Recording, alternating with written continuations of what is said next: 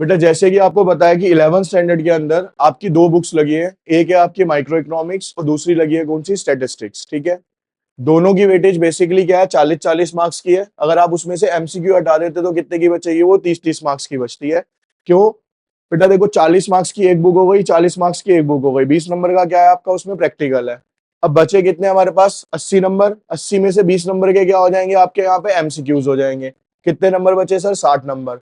उस 60 नंबर को हमने दो जगह पे डिवाइड कर दिया, 30 नंबर हो गए स्टैटिस्टिक्स के और 30 नंबर किसके हो गए बेटा, आपके माइक्रो के। आज जो आपका चैप्टर स्टार्ट कर रहे हैं हम, स्टेट्स की फर्स्ट क्लास ये है सब बच्चों की, चाहे पुराने हैं चाहे नए हैं। लेकिन सेकंड चैप्टर से इसलिए कर रहा हूँ क्योंकि डेमो लेने आए हो।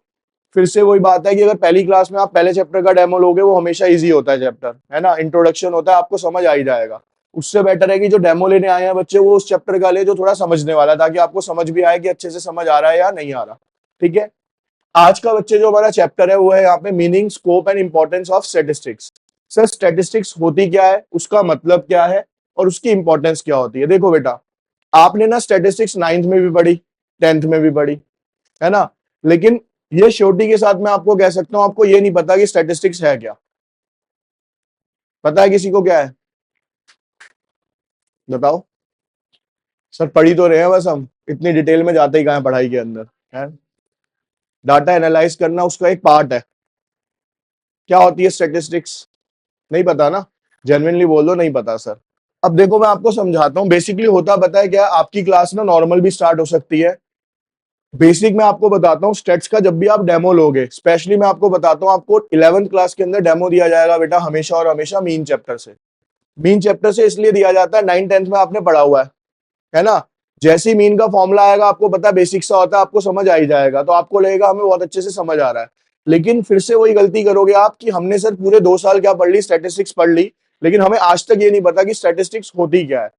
अब आपको जो मैं बता रहा हूँ ना, उसको ध्यान से समझना। कहता है एक्सप्लेन द टर्म स्टैटिस्टिक्स। यहाँ पे बेटा आप डिटेल्स में पढ़ोगे कि स्टैटिस्टिक्स किसे कहा जाता है। यहाँ लिखा है बेटा, the word statistics seem to have been derived from the Latin word status. बेटा लैटिन ना एक भाषा होती है, जैसे जर्मन होती है, चाइनीज होती है ना, उसी तरीके से लैटिन क्या है बेटा, एक भाषा है। उसमें एक वर्ड था स्टेटस, और एक इटालियन वर्ड था जिसका नाम क्या था, स्टैटिस्टा, और एक जर्मन वर्ड था जिसका नाम क्या था, स्टैटिस्टिक, और the Greek word statistique, each of which means political state.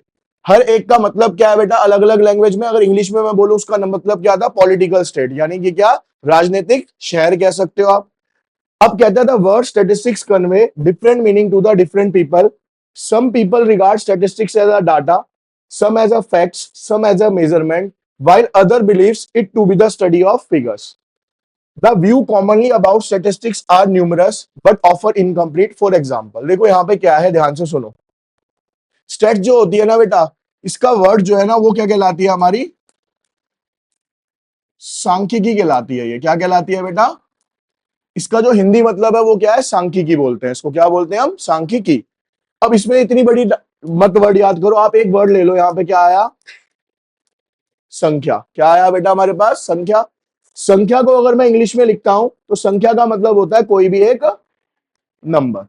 ठीक है, जब भी हम किसी इकोनॉमिक प्रॉब्लम को बेटा नंबर्स की फॉर्म में डिफाइन करते हैं तो वो क्या कहलाती है, हमारी स्टैटिस्टिक्स कहलाती है। एग्जांपल के तौर पे अगर मैं आपसे क्या बोलता हूं यहाँ पे कि हमारे देश की पॉपुलेशन क्या है, लगातार इंक्रीज हो रही है, तो वो स्टैटिस्टिक्स नहीं होगी। अगर मैं आपसे बोलता हूं कि हमारे देश की जो जनसंख्या है ना बेटा, हर साल 5% से बढ़ रही है, तो मैंने उस प्रॉब्लम को किसमें बताया, अब आपको नंबर्स की फॉर्म में बताया ना, तो वो क्या कहलाएगी सर, फिर हमारी स्टैटिस्टिक्स बन जाएगी। ठीक है, अब यहाँ पे जो लिखा हुआ था इस पैराग्राफ में क्या लिखा है, कहता है स्टैटिस्टिक्स का मतलब हर पर्सन के लिए क्या होता है बेटा, अलग अलग होता है। एग्जांपल समझिए, कहता है फॉर अ क्रिकेट फैन। मान लो आप में से कुछ बच्चे ऐसे हैं बेटा जो क्रिकेट को फॉलो करते हैं और उसके फैन है बहुत ज्यादा, तो कहता है statistics refers to numerical information और data relating to the run scored by the cricketers. तो आपके लिए स्टैटिस्टिक्स क्या कहलाएगा सर, जो भी आपका फेवरेट प्लेयर है, मान लो विराट कोहली है, सचिन तेंदुलकर है, उसने कितना स्कोर करा, है ना, तो आप उसके नंबर्स देखोगे तो वो आपके लिए स्टैट्स कहलाएगा। फॉर एन एनवायरमेंटलिस्ट, एनवायरमेंटलिस्ट कौन होते हैं सर, जो एनवायरमेंट की देखरेख करते हैं। Statistics refers to the information on the quality of pollution और other harmful gases in the atmosphere. बेटा एक टर्म आजकल दिल्ली में कॉमन चल रहा है, जिसको क्या बोलते हैं हम, एक्यूआई लेवल। एक्यूआई, एक्यूआई क्या होता है, air quality index.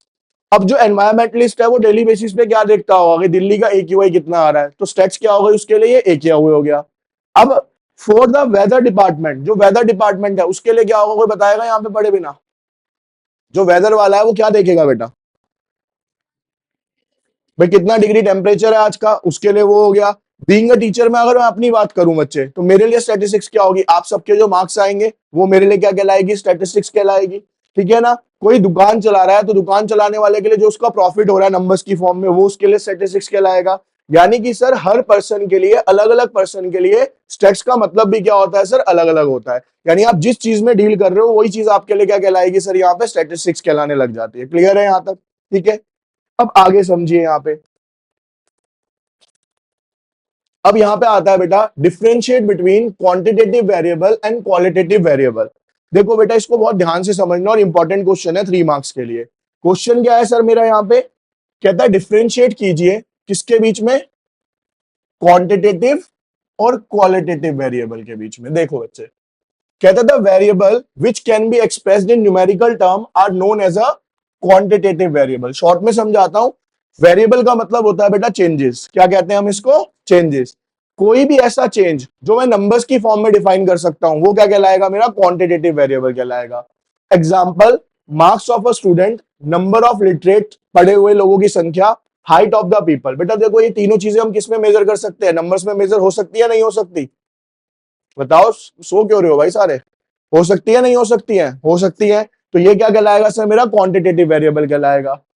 Variable which can not be expressed in numerical term are known as a qualitative variable.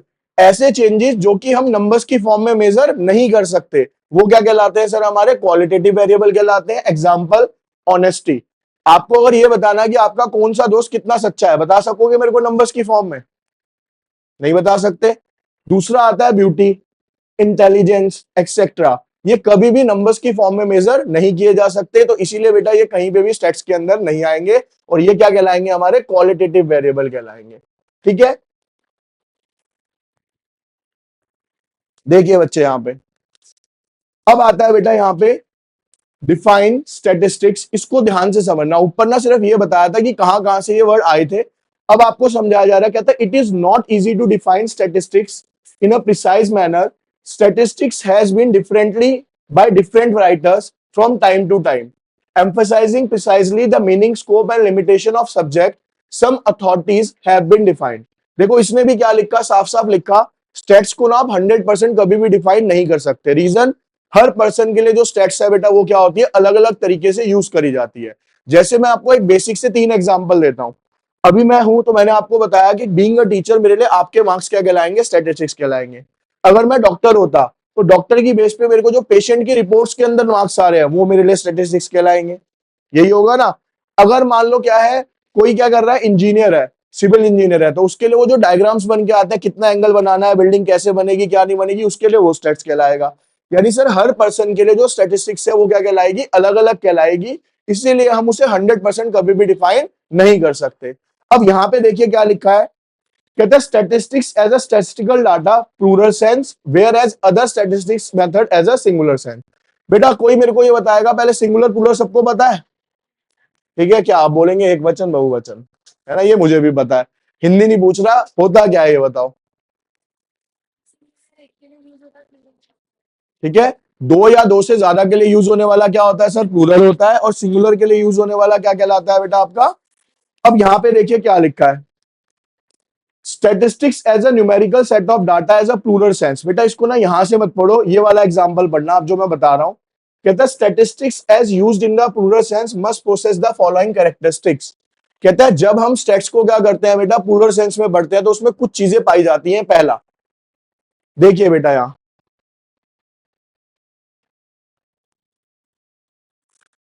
बेटा यहां पे ना एक टर्म आया, aggregate of facts. Aggregate of facts होता क्या है सर, ये समझते हैं पहले।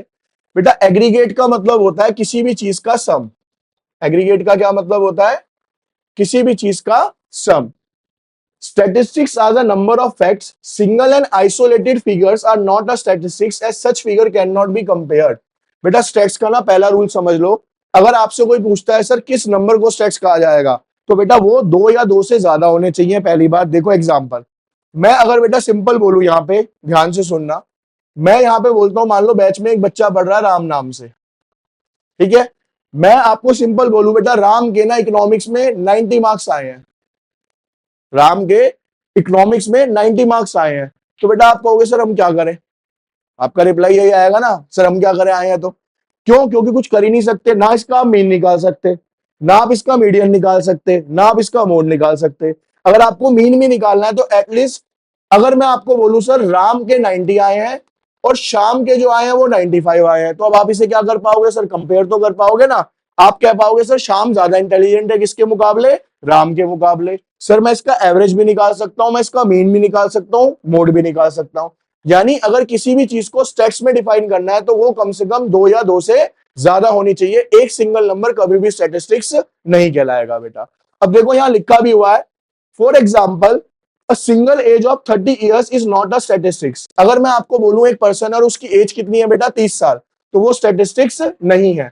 But as a series relating to the age group of a person will be called statistics. लेकिन अगर मैं आपको दे दूं कि 10 लोगों की एज कितनी है, तो वो क्या बन जाएगा सर, मेरा स्टैटिस्टिक्स बन जाएगा। तो 2 रूल याद कर लो सर, स्टैटिस्टिक्स के अंदर 2 या 2 से ज्यादा नंबर होने चाहिए, एक रूल। दूसरा क्या है सर, वो आपस में क्या होने चाहिए, कंपेरेबल होने चाहिए, हम उनको कंपेयर कर सकते हो। ठीक है, यहां पे देखो एक एग्जांपल लिखा है, कहता है सिंगल फिगर, कहता है single figure of course can not called a statistics when it is represented as a average a sum of various observation. For example average marks say 75 in a class will be called statistics. देखो बेटा, अगर मैं आपसे बोलूं कि क्या single number कभी भी स्टैटिस्टिक्स कहला सकता है, तो मेरे को बताओ कहलाएगा या नहीं कहलाएगा। क्या सिंगल नंबर कोई भी स्टैटिस्टिक्स कहला सकता है? नहीं कहलाएगा।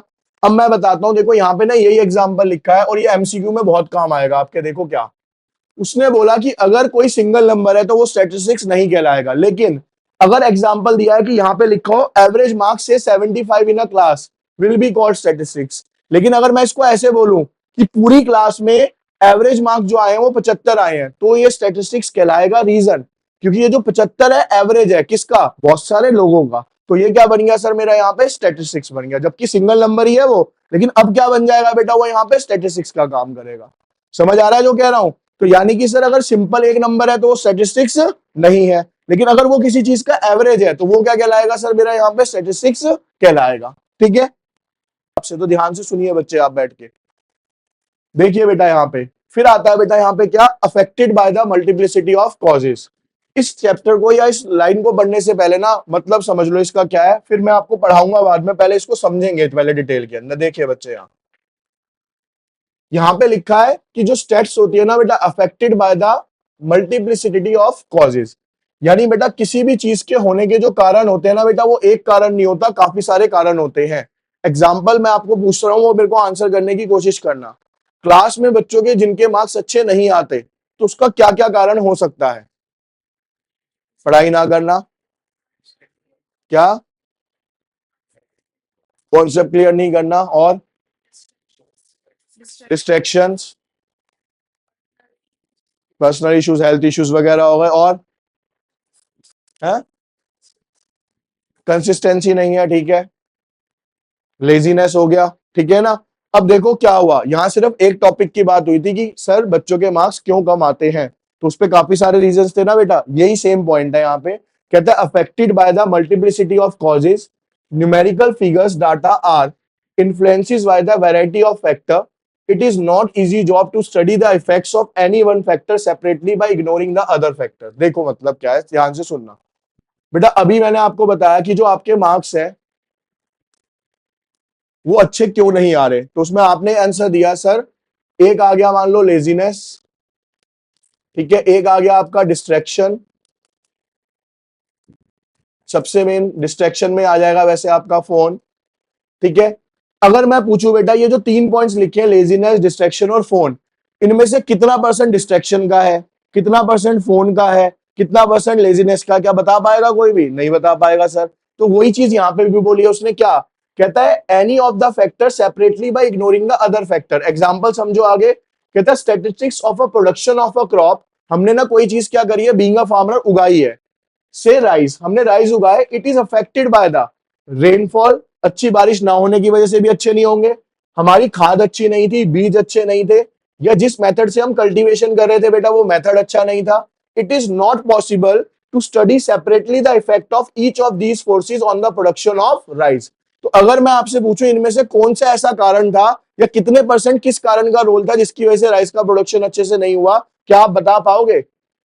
नहीं बता पाओगे। अब अगर हम आज की डेट में पूछे बेटा वेदर ग्लोबल वार्मिंग हो रही है, ठीक है ना, आज अगर मैं आपसे पूछता हूं कि भैया ये जो, अब देखो यहाँ पे एसी चलाया ना अभी एक और भी, अब क्या हो रहा है लगातार, क्या होते चला जा रहा है बेटा, एनवायरमेंटल यानी कि जो आपका टेम्परेचर है वो क्या होता चला जा रहा है, बढ़ता चला जा रहा है। उसके रीजंस पूछूं तो क्या क्या होंगे?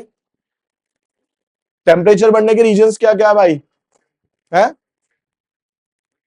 पॉल्यूशन और ओजोन डिप्लीशन और है डिफोरेस्टेशन, पेड़ों को जो लगातार आप काट रहे हो वो, और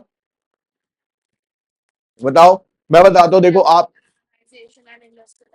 लगातार क्या हो रहा है सर, अर्बनाइजेशन होती चली जा रही है। अर्बनाइजेशन का मतलब शहरीकरण हो रहा है, जिसकी वजह से ये प्रॉब्लम आएगी। ध्यान से सुनो, अभी ना आपने बेटा तीन चार चीजें बोली, पहला आया पॉल्यूशन, दूसरा क्या आया सर, डिफोरेस्टेशन, तीसरा आया अर्बनाइजेशन, फिर चौथा ले लो आप क्या है, व्हीकल्स बढ़ रहे हैं लगातार, ठीक है, पब्लिक व्हीकल्स और ये सब लगातार बढ़ रहे हैं। अब लेकिन मैं अगर आपसे पूछूं कि मेरे को ये बताओ व्हीकल्स का कितना परसेंट रोल है, डिफोरेस्टेशन का कितना रोल है, तो आप नहीं बता पाओगे ना। तो यही सेम चीज टैक्स में होती है। क्या सर, एक चीज ना बहुत सारे कारणों से इफेक्ट पड़ता है, लेकिन पर्टिकुलरली किस कारण से कितना परसेंट इफेक्ट पड़ा वो कभी भी आप मेजर नहीं कर पाओगे। और आपको बेटा जान के खुशी और हैरानी भी होगी, वर्ल्ड के अंदर जो सबसे ज्यादा गाड़ियां ओन करने वाली सिटी है, ठीक है, स्टेट है बेसिकली वर्ल्ड में, वो है दिल्ली। ठीक है ना, लगभग यहाँ पे पॉपुलेशन है हमारी 2.5 से 3 करोड़ के बीच में, और प्राइवेट व्हीकल है यहाँ पे 3.5 करोड़। यानी पर पर्सन के हिसाब से भी एवरेज लगाओगे ना तो उससे भी ज्यादा, यानी हर बंदे के पास एक गाड़ी होती तो 2.25 करोड़ गाड़ियां होती ना, लेकिन यहाँ पे 3.25 करोड़ गाड़ियां हैं। यानी एक बंदे पे, कई बंदों पे ऐसी है जो एक से ज्यादा गाड़ी भी लेके बैठे हुए हैं। तो ये कोई हमारे लिए बहुत फ्रूटफुल नहीं हो रहा। आगे आने वाले टाइम में क्या दे रहा है बेटा, ये दिक्कतें ही देता चला जा रहा है। ठीक है ना, आने वाले टाइम में गाड़ियों में ही सोएंगे बंदे, जमीन बची नहीं है। ठीक है ना, अब आप खुद देखो, पहले क्या होते थे, 100 गज के मकान होते थे, मकान से फिर प्लॉट पे आए, प्लॉट से फिर क्या होगा, मंजिलें बनने लग गई। नोएडा के अंदर 30-30 मंजिलें बनने लग गई, डब्बे पे डब्बा, डब्बे पे डब्बा, ये चल रहा है ना, उसी में रह रहे हो। ठीक है, लटक के देखते हो तो पता नहीं चलता ऊपर वाली मंजिल में बंदा लटक रहा है, कपड़ा लटक रहा है, क्योंकि इतनी नीचे से ऊपर देखोगे क्या पता चल रहा है तुम्हें। तो बेसिकली क्या हो रखा है, ये सब किसका इफेक्ट है, लगातार जो पॉपुलेशन बढ़ रही है। देखो बेटा, जमीन को ना हम स्ट्रेच नहीं कर सकते, कर सकते हो क्या? जमीन खींच के बढ़ाई जाएगी? कभी भी नहीं बढ़ाई जाएगी। अब प्रॉब्लम क्या आएगी सर, ठीक है, प्रॉब्लम क्या आएगी सर, जब जमीन कम पड़ेगी और पॉपुलेशन बढ़ेगी तो रहने के लिए जगह तो चाहिए ना भाई। अब आप खुद इमेजिन करके देखो, मैं यहाँ पे खड़ा हूं, मैंने कितनी जगह घेरी भाई, मान लो 1 बाई 1 खड़े में। अब गाड़ी खड़ी हो तो कितनी जगह घेरती है भाई, कम से कम 4-5 बंदों की जगह एक गाड़ी को चाहिए। दिल्ली के अंदर भाई ऐसी 3 करोड़ गाड़ियां हैं, यानी 15 करोड़ लोगों की जगह तो गाड़ियों ने घेर रखी है सड़कों के ऊपर। तो कहने का मतलब ये है बेटा, जितनी चीजें ये बढ़ती जाएंगी ना, आपका पॉपुलेशन भी क्या है, पॉपुलेशन के साथ साथ पॉल्यूशन भी क्या होता चला जाएगा, पीक पे आता चला जाएगा आपका। ठीक है, इसके बाद आता है स्टैटिस्टिक्स आर न्यूमेरिकली एक्सप्रेस्ड। कहता है स्टेट्स का एक और रूल है कि जितनी भी स्टेट्स है, मैंने अभी आपको बताया था स्टेट्स का मतलब ही क्या है बेटा, सांख्यिकी, जो नंबर्स की फॉर्म में डिफाइन की जाती है।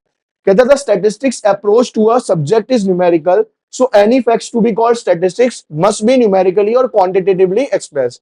तो कहता है अगर मैं स्टेट्स करना चाहता हूं तो हर एक जो वैल्यू है वो किसमें होनी चाहिए, मेरे पास नंबर्स की फॉर्म में होनी चाहिए। Example, for example, Isha is taller than Mouli and Ananya. अगर मैं ये बोलूं कि ईशा जो है वो मौली और अनन्या से टॉलर है, तो ये स्टैटिस्टिक्स नहीं कहलाएगी, लेकिन will not be called statistics. However, if the same facts are expressed in numbers like Isha is 154 centimeter, Molly is 124 centimeter, Ananya is 60 centimeter, we will call them a statistics. तो ये क्या कहलाएगी sir, अब मेरी states कहलाएगी, क्योंकि मैंने उसी चीज को किसमें बताया, नंबर्स की फॉर्म में बताया। और एग्जांपल समझो, मैं अगर सिंपल बोलूं राम शाम से ज्यादा इंटेलिजेंट है, वो स्टेट्स नहीं है। मैं बोलूं राम शाम से ज्यादा इंटेलिजेंट है क्योंकि शाम के 10 मार्क्स ज्यादा आए हैं, किसके कंपैरिजन में, राम के कंपैरिजन में, तो वो क्या कहलाएगी सर, स्टैटिस्टिक्स कहलाएगी। मैं सिंपल अगर आपसे बोलूं कि देश की पॉपुलेशन बढ़ रही है, ये स्टैट्स नहीं है। मैं आपसे बोलूं कि देश की पॉपुलेशन हर साल 5% से बढ़ रही है, तो ये क्या बन जाएगी सर, स्टैट्स बन जाएगी। समझ आ रहा है क्या बोला है अभी? ठीक है, statistics should be collected with reasonable standard of accuracy. कहता है जो हम स्टेट्स इकट्ठी करते हैं ना बेटा, वो एक एक्यूरेसी के साथ इकट्ठी होनी चाहिए। मतलब कहता है इन statistics data is collected with reasonable standard of accuracy A high degree of accuracy as observed in accountancy or mathematics is not insisted upon in the statistics because mass of data is involved. देखो क्या कह रहा है बेटा यहाँ पे, क्या आप मेरे को बताओगे जो आप 10th क्लास के अंदर मीन निकालते थे, मीन का आंसर मोस्टली कैसा आता था बेटा? यहाँ पे देखिए, यहाँ पे समझना, मीन का नॉर्मल आपका आंसर कैसे आता था?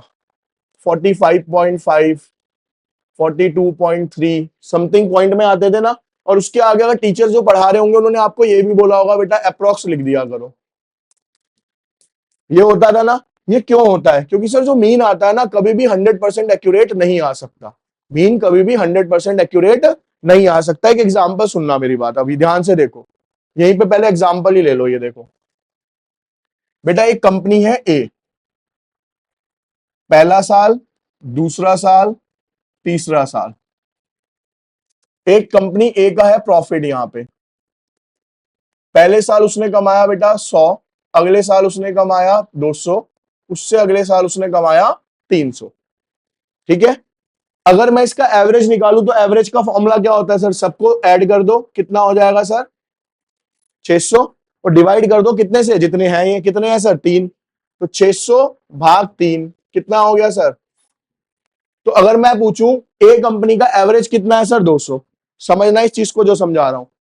फिर अगर मैं बोलूं एक ऐसी ही कंपनी और है जिसका भी प्रॉफिट देख रहे हैं B, first, second, third year, पहले 300, फिर 200, फिर 100, ये कितना हो गया सर? 600 बटा 3। इसका एवरेज भी कितना है सर? तो अगर मैं आपको ये वाला डाटा प्रोवाइड ना करूं दोनों, और मैं सिर्फ ये बोल दूं ए का एवरेज कितना है? 200, बी का एवरेज भी कितना है? 200, तो आप कंपेयर कर पाओगे आपकी कौन सी बेटर चल रही है? नहीं सर। लेकिन आज अगर मैं डाटा देखता हूं तो दिख रहा है कि ए हर साल क्या कर रही है? ग्रो कर रही है, क्योंकि पहले 100 था प्रॉफिट, फिर 200 हुआ, फिर 300 हुआ। लेकिन बी उसके अगेंस्ट क्या कर रही है? हमेशा गिरती चली जा रही है। यानी सर स्टैट्स कभी भी ना हमें 100% एक्यूरेट रिजल्ट नहीं देती है। ये स्टैट्स का सबसे बड़ा ड्रॉबैक है। आप एवरेज निकाल तो लोगे बेटा, लेकिन आपको 100% नहीं पता चल पाएगा क्या रिजल्ट है। और एग्जांपल समझो, मान लो ये पूरा बैच है आपका, मैंने इसमें बता दिया कि इकोनॉमिक्स के अंदर एवरेज स्कोर जो आया ना वो आया 75। एवरेज स्कोर क्या आया? 75। लेकिन अगर मैं पूछूं इसका कितना स्कोर है, नहीं पता, है ना। अब देखो, अगर मैं इंडिविजुअल स्कोर बताऊंगा तो किसी के 50 भी होंगे, किसी के 40 भी होंगे, किसी के 90 भी होंगे। लेकिन जब मैं एवरेज बता दूंगा तो क्या हो गया? सबका ही एवरेज कितना हो गया सर? 75 हो गया ना। तो यानी एवरेज कभी भी एक्यूरेट नहीं होता, इसीलिए बोला जाता है स्टैट्स कभी भी 100% एक्यूरेट नहीं होती है। ठीक है, देखिए अब लिखा है यहां, कहते हैं statistics are collected for a predetermined purpose. The purpose of collecting statistical data must be decided in advance, otherwise usefulness of the data collected would be negligible. मतलब समझो बेटा, अगर मुझे स्टैट्स करना है तो मेरा ना मोटिव पहले से डिसाइड होना चाहिए। एक एग्जांपल सुनना, मान लो मैं किसी स्कूल में जाता हूं, मैं किसका टीचर हूं? मैं कॉमर्स का टीचर हूं। ठीक है, मैं वहां पे जाके डाटा कौन से बच्चों का मांगूंगा? या तो मैं मांगूंगा कॉमर्स के बच्चों का, या मैं मांगूंगा आर्ट्स के बच्चों का इकोनॉमिक्स के लिए। क्या मैं साइंस का डाटा मांगूंगा तो मेरे लिए किसी काम का है? वो नहीं है सर। इसका मतलब अगर आप डाटा कलेक्ट करते हो ना स्टेट्स के लिए, तो आपका जो पर्पस है वो पहले से ही क्या होना चाहिए सर? प्री डिटरमाइंड होना चाहिए कि हम किस चीज के लिए डाटा इकट्ठा कर रहे हैं। अगर आपको वो पर्पस नहीं पता तो आप डाटा ढंग से कलेक्ट नहीं कर पाओगे, और जब डाटा ढंग से कलेक्ट नहीं कर पाओगे तो बेटा आपका रिजल्ट भी ढंग से नहीं आ पाएगा। समझ आ रही है ये चीज? अगला पॉइंट कहता है statistics are collected in a systematic manner for accuracy और reliability. The figure should be collected in a systematic manner. If the figures are collected in haphazard manner, the reliability of such data will be deteriorated. ये वाला point आपने नहीं करना है, इसको हटा दो छठे पॉइंट को। इसमें ना 3 मार्क्स का क्वेश्चन आएगा, कोई भी 3 पॉइंट अपनी मर्जी से कर लेना जो अच्छे लग रहे हो इसमें।